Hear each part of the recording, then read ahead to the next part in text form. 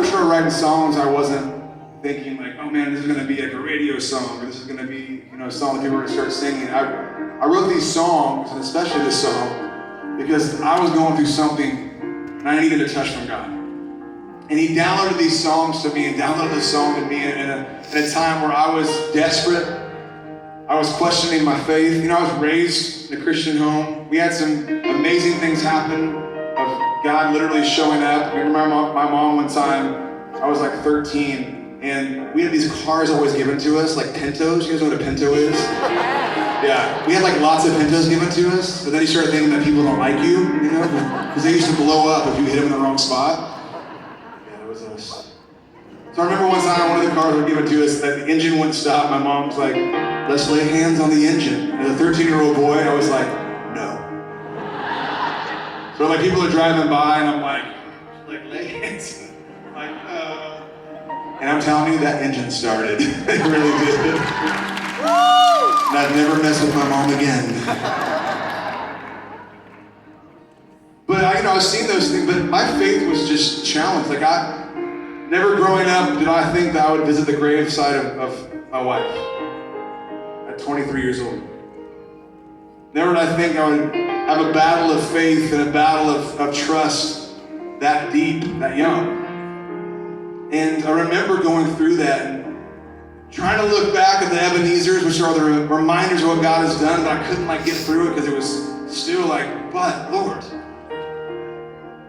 I remember 2 weeks after she had passed, God spoke to me. I was at my parents' house, and he said, I want you to pick your guitar up. And it was very it was gracious. It wasn't it was pick your guitar up. And I was like, no. He goes, hey, pick your guitar up. I was like, no. I'm kind of like Peter, I'm kind of stupid. So I had to hear it 3 times. And finally I was like, fine, pick your guitar up. And I'm telling you, the presence of God was so thick in that place. I started strumming this guitar, but I was very honest. I said, scattered words, empty thoughts seemed to pour from my heart. That's all I could say. That's how I felt. It seems I don't know where to start, but it's now I feel your graceful like rain. Every fingertip washing away my pain. And all I could say was, but I still believe in your faithfulness. I still believe in your truth. I still believe in your holy word. Even when I cannot see, I still believe. I stand before you now just going, God is faithful. He's faithful no matter what. I never would have thought that this song would be a song that people would sing. Never thought that they'd do a movie on this and Lieutenant Dan would be my dad. You know what I mean? Like Shania Twain would be my mom. It's that's... But God redeemed this in a beautiful way. And it reminds me every single day, look back, Ebenezer, of the times that I've been so faithful.